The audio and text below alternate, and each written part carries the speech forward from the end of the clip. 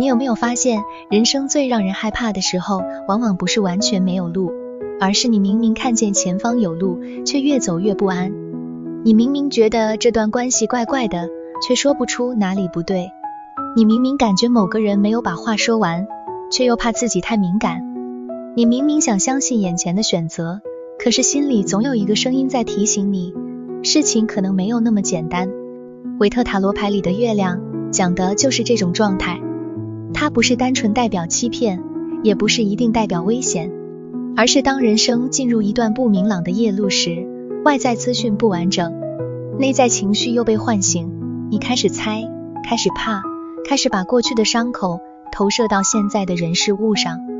所以月亮这张牌最核心的主题不是黑暗，而是迷雾中的辨识力。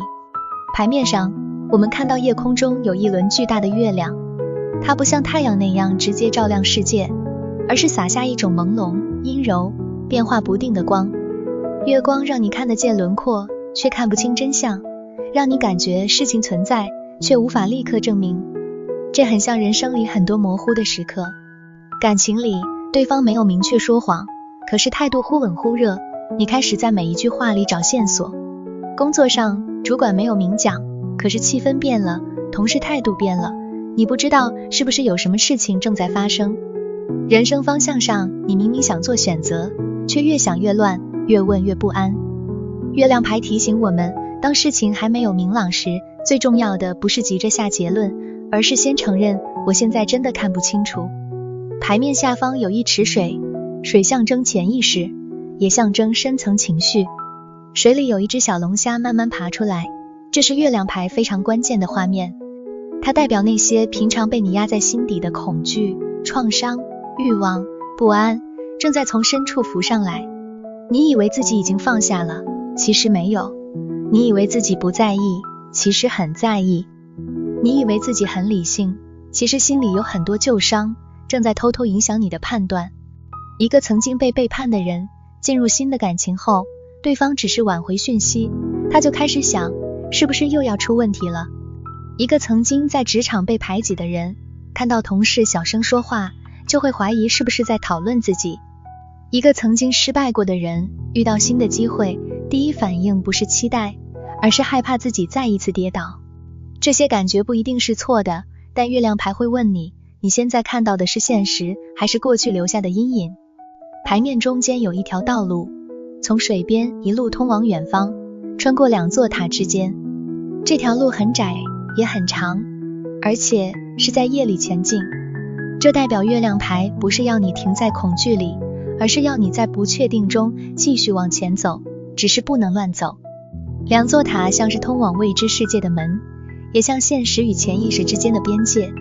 当你走过这条路，你可能会更了解自己，也可能会看见事情真正的样子。但在真相出现之前，你必须先通过内心的考验。很多人遇到月亮牌时，最容易犯的错就是急着要答案。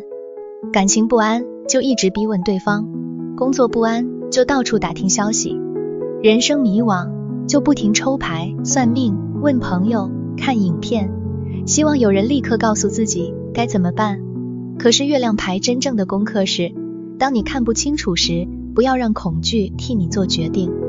牌面上有一只狗和一只狼，站在道路两旁，对着月亮吠叫。狗象征被驯化的本能，也象征我们表面上理智、社会化的一面。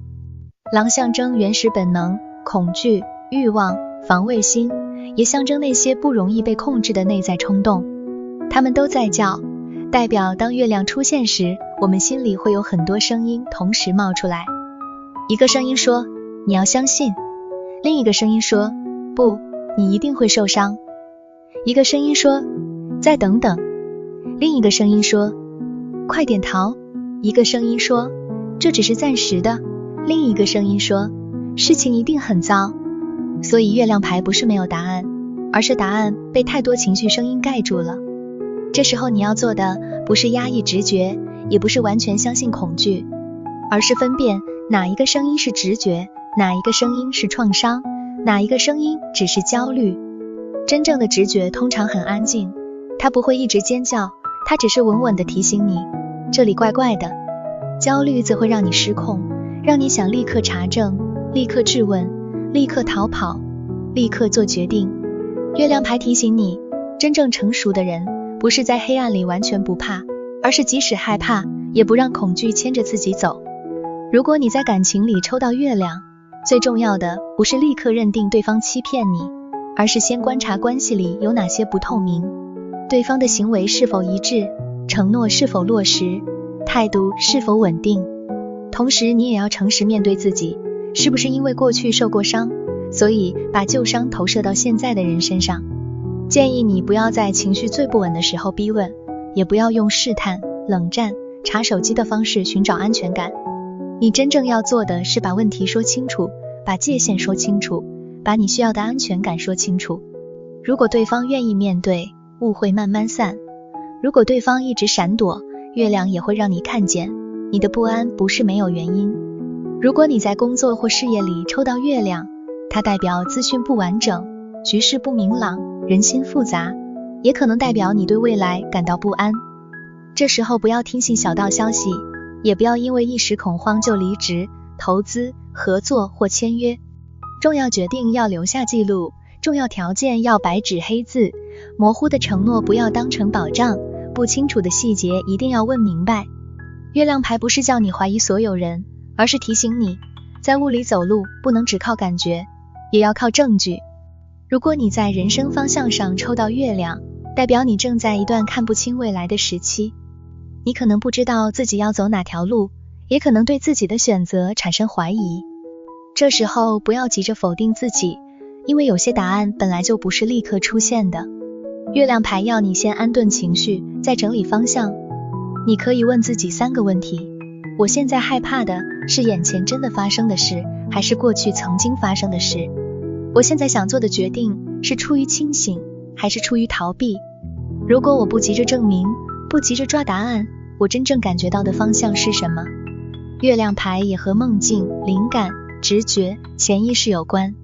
很多时候，理智还没想通的事情，内心其实早就有感觉，只是这种感觉不能被粗暴使用。不是每一个梦都是预言，不是每一个不安都是警讯，也不是每一个直觉都等于真相。你要学会聆听，也要学会验证。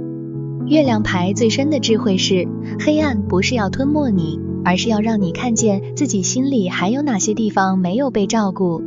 你害怕被抛弃，可能是因为你曾经真的被丢下；你害怕失败，可能是因为你曾经被否定太深；你害怕相信别人，可能是因为你曾经把真心交出去，却被伤得很重。这些恐惧不是你的敌人，他们只是提醒你，心里有一部分还在等待被理解。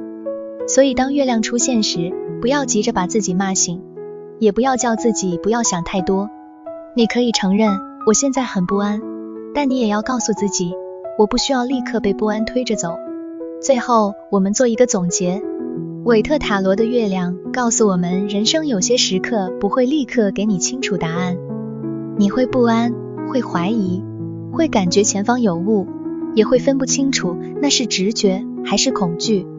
但这张牌不是要你被黑暗吓倒，而是提醒你，在看不清楚的时候，先不要冲动决定；在情绪很满的时候，先不要把想象当成事实；在直觉提醒你的时候，也不要完全忽略内心的声音。月亮真正要教你的，是在迷雾中保持清醒，在恐惧中保留判断，在不确定里一步一步走向真相。你最近有没有经历过一种看不清楚、说不明白，心里却一直不安的时刻？你觉得那是你的直觉，还是你的恐惧？欢迎在留言区分享你的故事，也许你的经验正是另一个人正在等待的一点月光。